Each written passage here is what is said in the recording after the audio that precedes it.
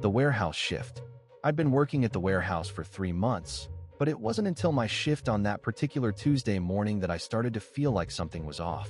It began with a simple request from our manager, Rachel, to print out every email from the past week. At first, I thought nothing of it, just another tedious task to add to my already long list of responsibilities. But as I sat at my desk, watching the printer churn out page after page of emails, everything started to feel weirdly unreal. I glanced around the dimly lit warehouse, trying to shake off the feeling of unease that had settled in the pit of my stomach. The fluorescent lights overhead cast an eerie glow over the rows of shelving units, making it seem like we were trapped in some kind of dystopian nightmare. I pushed the thought aside and focused on the task at hand. As I continued to print out emails, my mind began to wander back to the previous night's conversation with my coworker, Alex. He had mentioned something about a big change coming to the warehouse, but when I pressed him for details, he just shrugged it off and told me not to worry about it. I looked up from the printer to see Rachel standing in front of my desk, a look of expectation on her face. "How's it going?" she asked, her voice dripping with an air of false enthusiasm. "Almost done," I replied, trying to sound more confident than I felt. Rachel nodded and turned to leave, but not before catching my eye and giving me a brief, cryptic smile.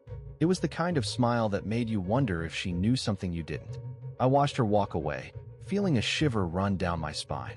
What was going on? And why did I have the feeling that I was about to find out? The printer finally stopped churning out emails, and I gathered them up into a neat stack. As I stood up from my desk, I noticed something strange. A small piece of paper had been slipped onto the edge of my workspace. It was a note, scribbled in hasty handwriting. "Meet me outside at break time." I felt a surge of adrenaline as I realized that this must be connected to Alex's mysterious comment from the previous night. But who could have written the note? And what did they want to meet about? I tried to push the thoughts aside and focus on my work, but it was no use. My mind was racing with possibilities. As I made my way back to the main floor of the warehouse, I couldn't shake the feeling that something big was about to go down.